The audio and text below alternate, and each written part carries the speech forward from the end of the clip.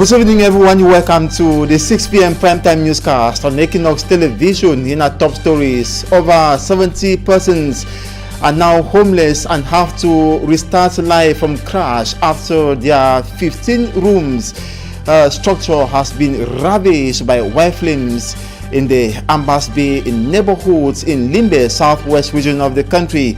Over the weekend, the population inhabitants of the Ambas Bay neighborhoods hailed the efforts made by firefighters to quench the flames from extending to other houses constructed with makeshift materials. Also tell you in this edition of the newscast how former Supreme Court Judge Ayapol Abine says the appellation Anglophone crisis is no longer appropriate, reiterating that the two English-speaking regions of the country are now into what he terms a full-blown war. The retired Supreme Court judge, while speaking on the program La Verite en Face on Equinoxe television on Sunday, notes that the war in the two English-speaking regions of the country can only be resolved if the UN Resolution 1608 of April 21st, 1961 is revised. Those were top stories.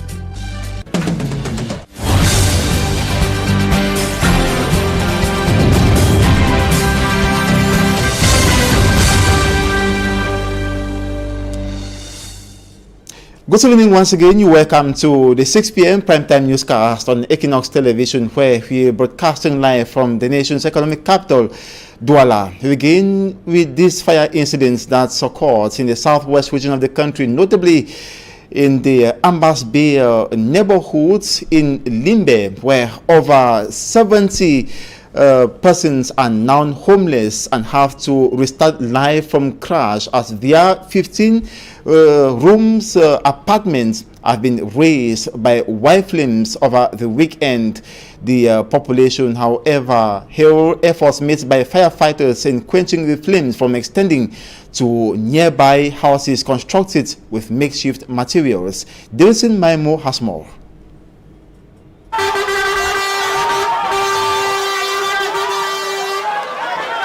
Jubilation as a helpless population cheered the firefighting unit of the Limbe City Council for a prompt intervention.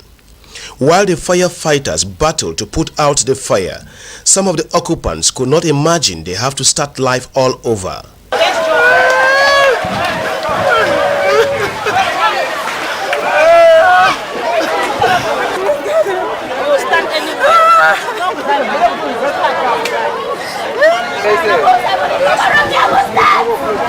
Even those whose property were partially removed could not find all, with some in bad shape.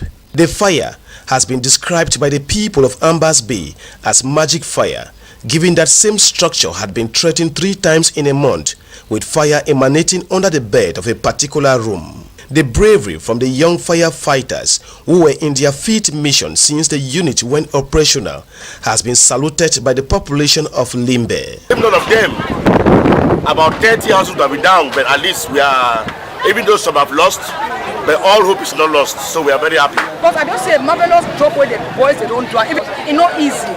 Because even though I stand for the place, but still they shake the man where if they push I go fall. Taku Valerie, Limbe City Council Head of Security and Rescue, appreciated the collaboration and support provided by the people. The population should be very helpful whenever there is an intervention. They should help us to clear the way so that we get there as fast as possible to put up the fire. The firefighting unit of the Limbe City Council is one of the city mayor Mutanga Andrew Monjimba mission, making Limbe to be the first city or town in Cameroon to have a community firefighting unit. Former Supreme Court Judge Ayapol Abine, Barrister Ayapol Abine, says the appellation Anglophone crisis is no longer appropriate as the two English-speaking regions of the country are now into what he terms a full-blown war. While speaking on the program La Vérité en Face on Equinoxe Television Sunday, Barrister Ayapol Abine notes the war in the two English-speaking regions of the country can only be solved if the UN Resolution 1608 of 21st April 1961 is revised. For me, Armstrong Sanders tells us details. Former Chief Justice, prominent opinion leader, retired attorney and former member of parliament, Barrister Ayapol Abine says the appellation Anglophone crisis is no longer appropriate, as the two Anglophone regions of Cameroon are now into a full-blown war. He says what started as a crisis in 2016 has rapidly metamorphosized, and today neither the government's military option nor separatist military response can boast of progress. Have they made any progress? Yes. That's the question. And then somebody would ask you, has the state made any progress? This is the same question. We're in a stalemate. Ayapol Abine, like the United States of America, sees no victory with the military option. Let me tell you that America, with all their technology, told our government that you cannot defeat a guerrilla, you cannot win a guerrilla war. And that is the fact. Years before this conflict started, I kept writing on the merits of dialogue. So long as we don't do this, we are just killing and killing wantonly, just killing for the fun of it. He has a structure of what a genuine and meaningful dialogue should look like. I have continued to tell the government of Cameroon the only solution is to allow the Anglophones to meet, those on the territory and those outside, to determine what they want. And they will choose those who can speak in their name. Above choosing representatives, that inclusive and all Anglophone dialogue will also permit an adequate review of the root cause of the conflict, which he traces back to the United Nations Resolution 1608 of the 21st of April 1961.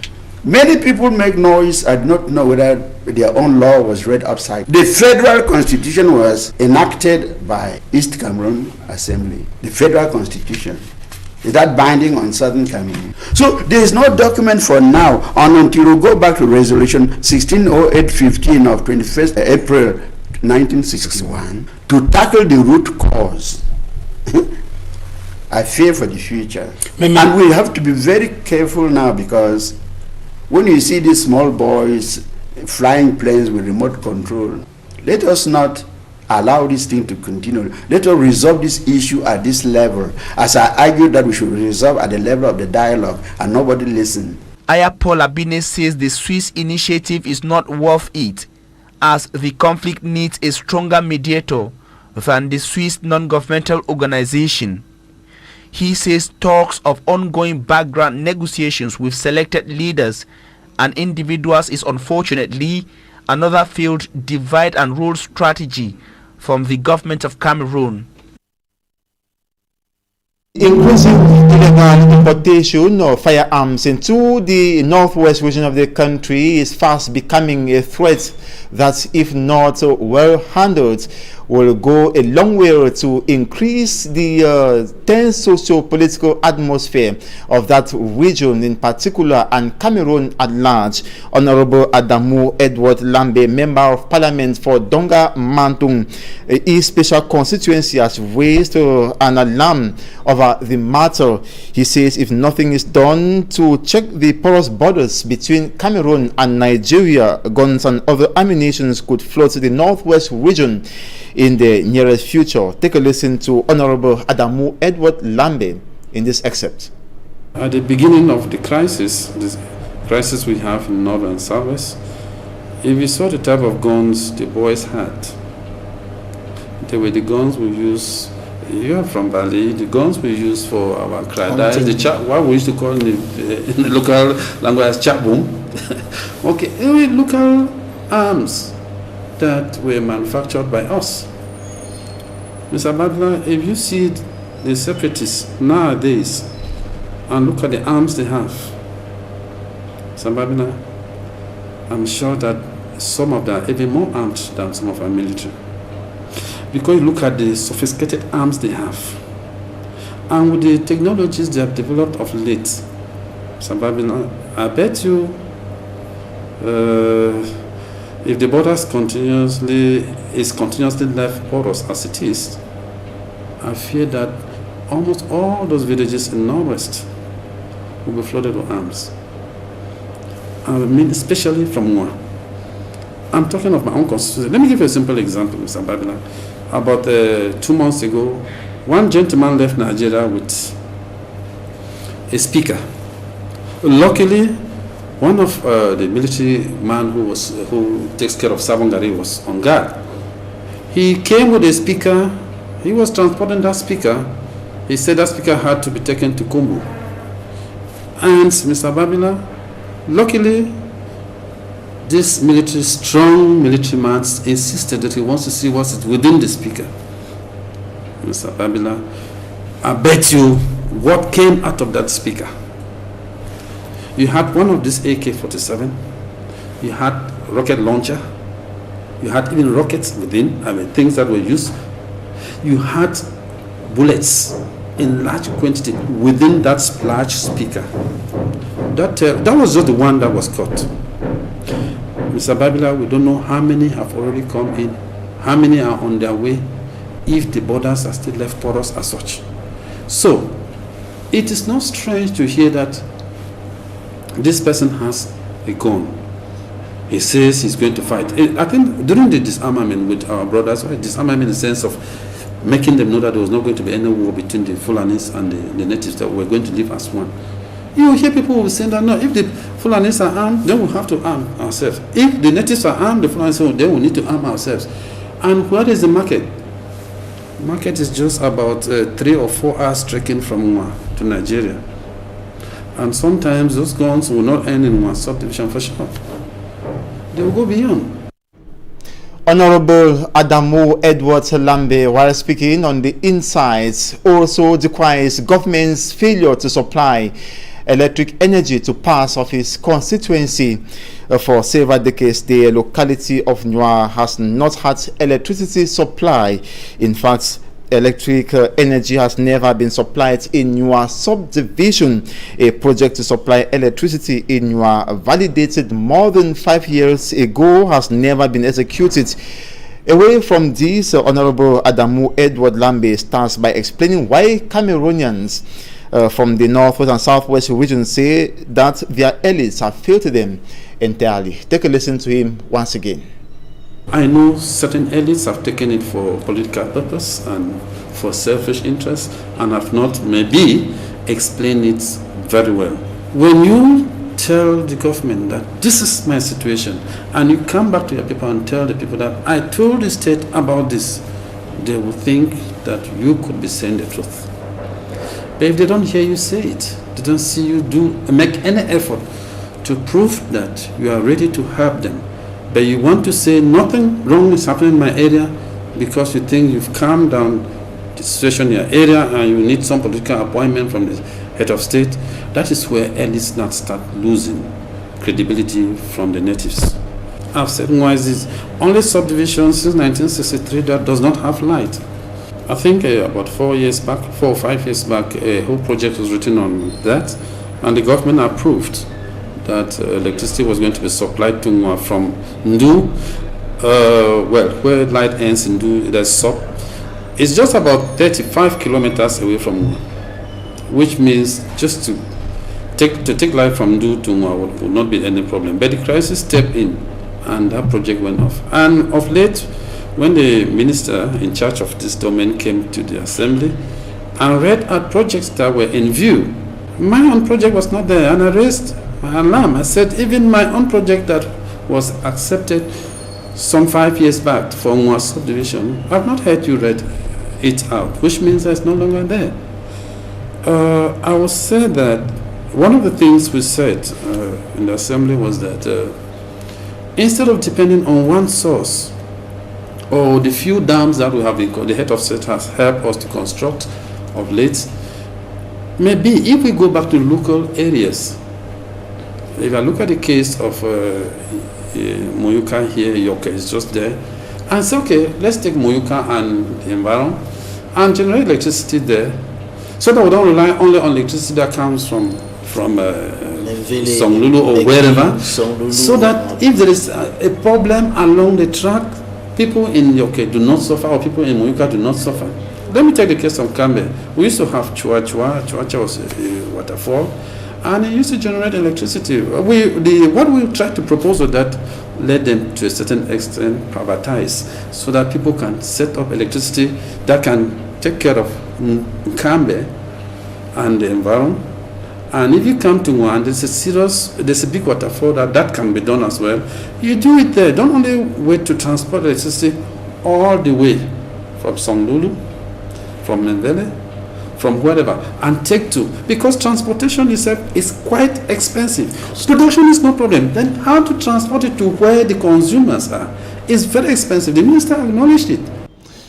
The administrative decision taken by the Senior Divisional Officer for the Mezam Division Northwest Region, Simon Emimo, is now affecting adversely the population of Bali in Nyonga. They are now compelled to travel long distances as the Senior Divisional Officer prohibits the circulation of motorbikes in Bali, Nyonga for a period of 3 months renewable. The population, especially those who are engaged in the motorbike riding sector, say they now find it difficult to put food on the table. Others who serve notably as passengers find it difficult to move to other areas. They now cover kilometers to get to Bamenda on foot. Smanjukan Gabriel paints the situation in Bali Nyonga following that administrative decision banning circulation of motorbikes. They are inhabitants of Bali.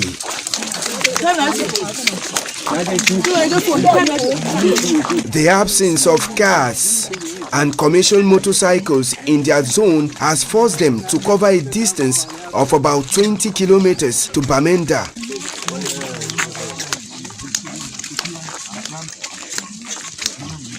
At the park in Bamenda, where passengers take either cars or motorcycles, activities have been grounded.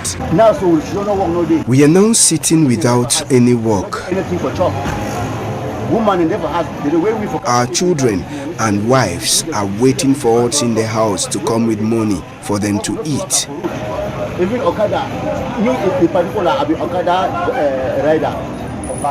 I'm a bike rider in Bali, and it's through what I do that I feed my family.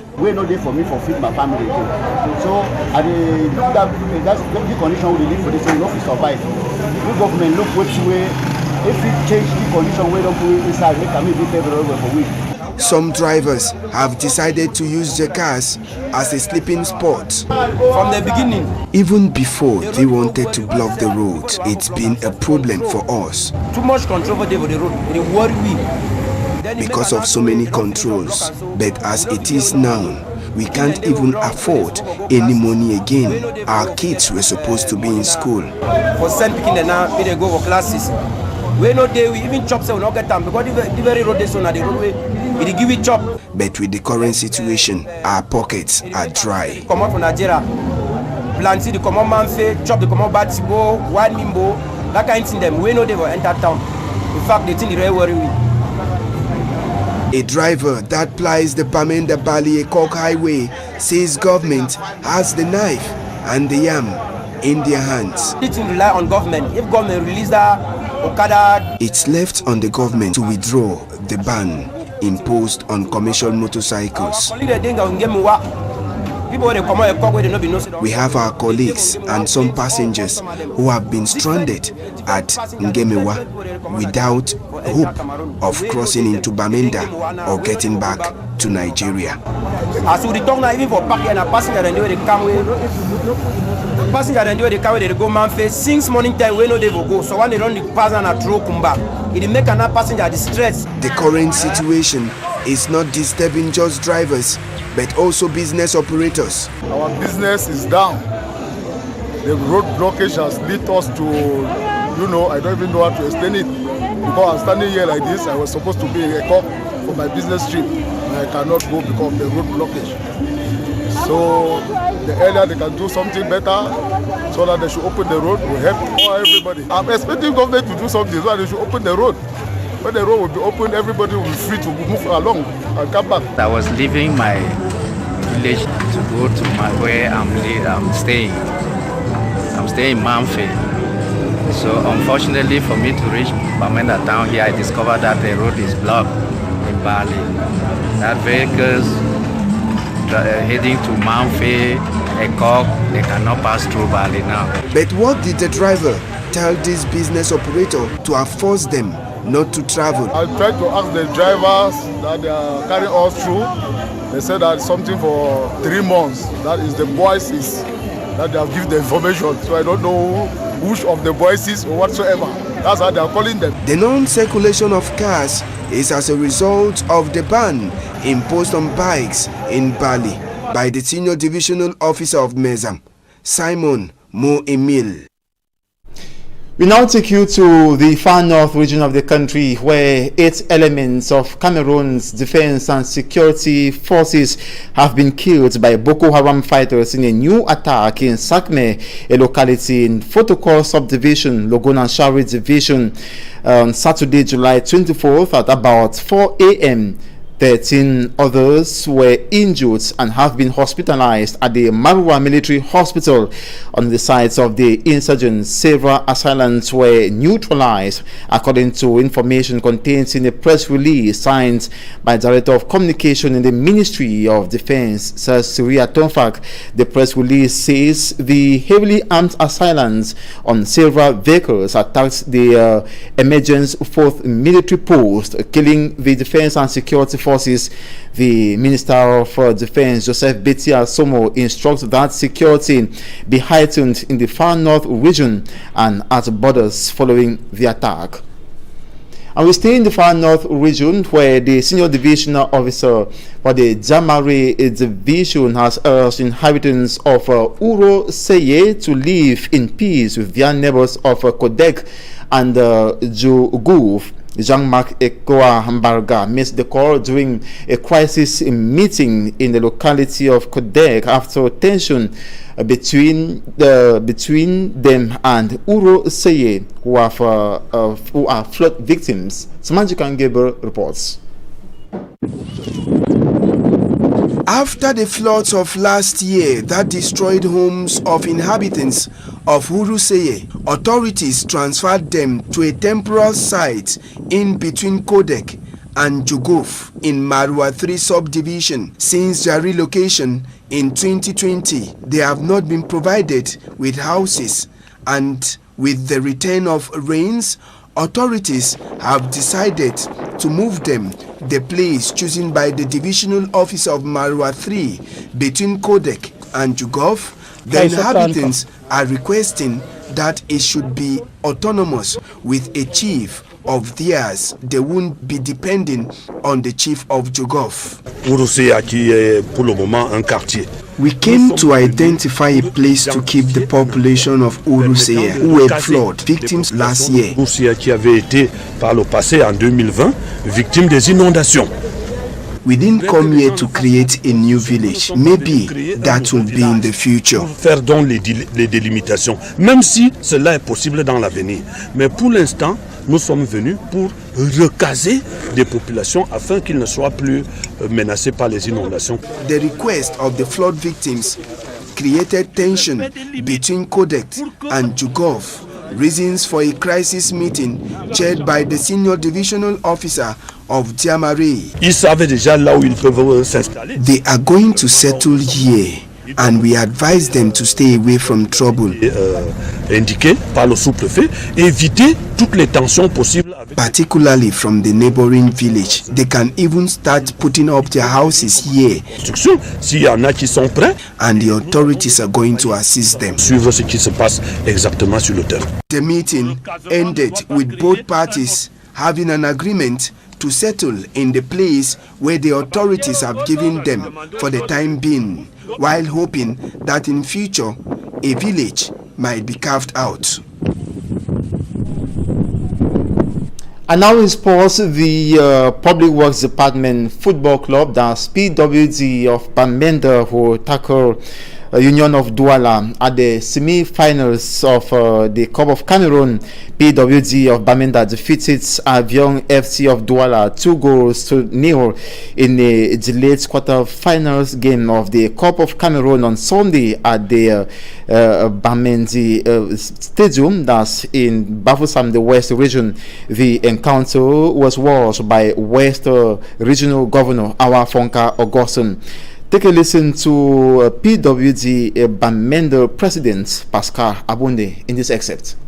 It was a difficult game. We knew that it was going to be a very difficult game, but again, I feel that we were the better side. We had better scoring opportunities. We had the better chances, and we had the 2 goals of the game, and that's it. So basically, I am a very, very happy president. I am a very, very satisfied president, not only from the result, but also the quality of play that the boys produced. So I think that the next stage now is the semi-finals, and we are going to prepare to confront our opponents for the semi-finals.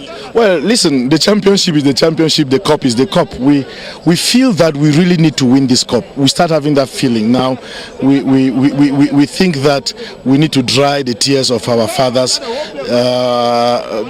during the 1979 finals against Dynamo. But for us to get there, we have one last hurdle.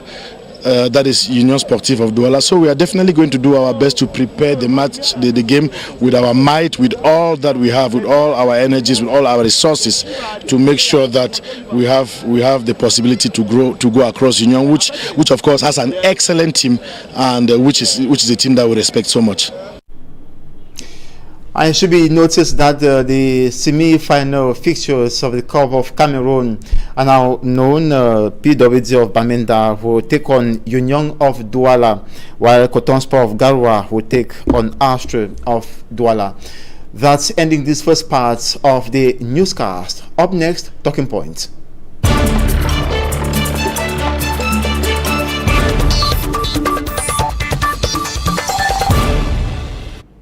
Good evening once more. You're welcome to Talking Points. Today we're having as guest a political analyst, Tanfu Jones. Good evening, sir, and welcome. Thank you very much. It's a pleasure, Innocent, to be here today to see how we contribute to nation building.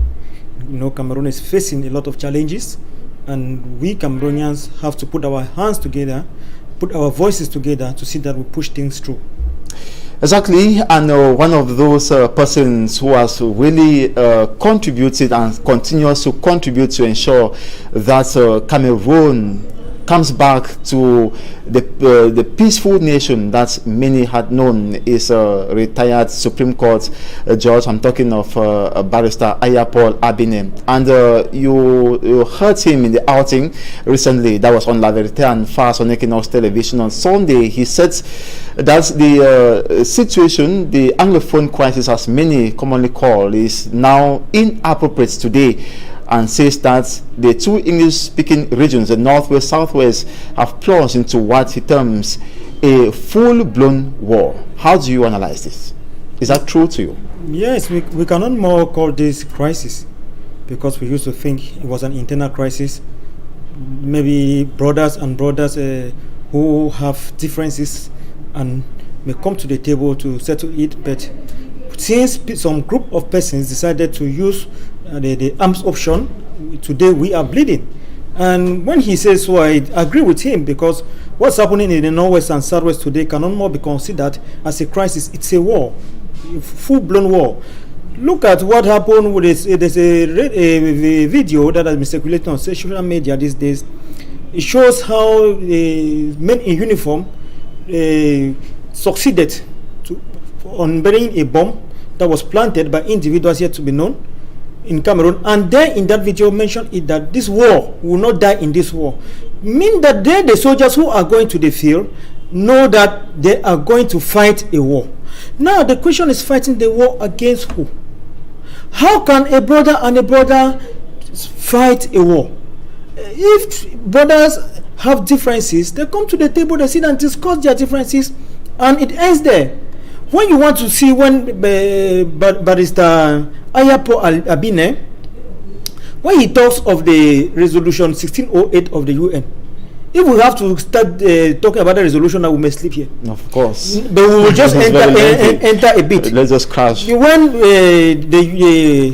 the Southern Cameroon was to join the Republic of Cameroon, there was a failure from the beginning. The Republic of Cameroon did not make her conditions of the Southern Cameroon joining them known. That means the plebiscite conditions were not made known. It means that these people had a hidden agenda from the word-go. And when on a 13 or 11 of August, Ahijo, after the plebiscite, he instead of talking about a federal constitution, he proposed a modification of the Republic of Cameroon's constitution. So they modified the constitution to absorb the Southern Cameroon into their own constitution, because the Republic of Cameroon didn't have a federal constitution. So modifying their own constitution, which was not a federal constitution, to absorb a new state known as the Southern Cameroon that was under the British trusteeship, that is now coming to join them, was all how can I call it? What they call in French, an anak. Exactly. So it shows that from the beginning it was of bad faith. So now when he did this, the Southern Cameroonians started grumbling. The people like the Mbile, they went again to the UN, telling the UN that they were not satisfied with the result of the plebiscite, because from the way go, it shows that the marriage was not going to last long. When you come into joining somebody and you don't make your conditions, your intentions, how the person is going to live, because those who were in the northern part who want to join Nigeria, the conditions were clearly made known, and they were given a province in the north of Nigeria. Why is it that of Cameroon was different until today? They are trying to absorb the Southern Cameroonians as much as possible. But unfortunately, when you fail to do things right, wrong things begin to happen to you. The intercourse failed. When I say intercourse, I don't mean sexual intercourse, I mean intellectual intercourse. Instead of Mr. Ahijo bringing in, because on the 30th of September 1961, the United Kingdom handed over the sovereignty of Southern Cameroon to the Republic of Cameroon, instead of handing over the elected government of Southern Cameroon to go and negotiate their being together with the Republic of Cameroon. So this bring the UN in as an accomplice to this faulty union. So today we are suffering, and instead of us and Mr. Biya at the head try to see into how they will bring the children all together on a table so that they can discuss and have a common ground. But unfortunately, I see it on social media and I cry. How brothers will kill brothers, cut off their heads, carry it and gyrate it, snap the video and show on social media, and they are clapping and shouting and singing victorious songs. Is what victory do you achieve killing each other, brothers? Why is it that the government has chosen the option of war instead of the option of peace?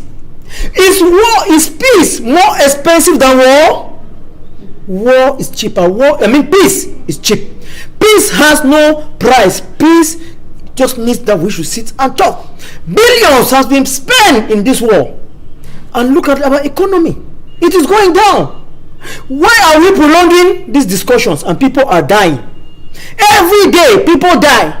They will never, for some time now, there has not been a week that will lost less than 4 people, both from the military, the civilians, and the ones who call themselves the Amazonians. Even today, people still talk of about 5,000 deaths. Is that statistic? Okay to you? The statistics may be okay, but the statistics of a war can never be talked on when the war has not yet come to an end. The war has to come to an end when people have cool heads. They will not start looking who went for war and did not come back. Is he in another country who is nowhere to be found? There are people who were killed and thrown in rivers. There are people who were killed and buried. We will soon find mass graves. These people are not accounted for now. It is after the war that they will be accounted for. So I think that, because at the end of this war, what will shock people is that people will go in for crimes against humanity. Let them continue playing with human lives. They have decided to be using human lives as bait for their selfish political gains. But I bet you they will pay for. What I am saying here is that I think it is more than time for the government in place in Yaoundé to call for a genuine dialogue, so that the two parties fighting, because I hear people say the Anglophone. Who are the Anglophones who are fighting? We have Anglophones in Yaoundé who said that there was no Anglophone problem. Are they those Anglophones that will go and sit on the table to discuss with those who are fighting in the bushes? No. Those who are fighting in the bushes, they have government that they have made it known by everybody, even the UN knows that these people are saying that we have leaders. If you want to discuss something that will be concrete and will affect the war, either through a ceasefire or whatsoever, you must pass through the leaders. I was so shocked that we organized what we call they call the national dialogue. Ayuk Tabe, who was considered to be the leader of the movement, was in prison while the dialogue held, and they said that Anglophones were there and they discussed. After the discussion, what has happened? The crisis has instead escalated. And as I say now, that Mr. Biya should see into it that this problem is solved, because he has the knife and the fork to solve this problem. Look critically when you look at it this way. This thing started with peace plans. It left from peace plans to den guns. It left from den guns to AK-47. And from AK-47, we have what is called IED, improvised explosive devices. IEDs.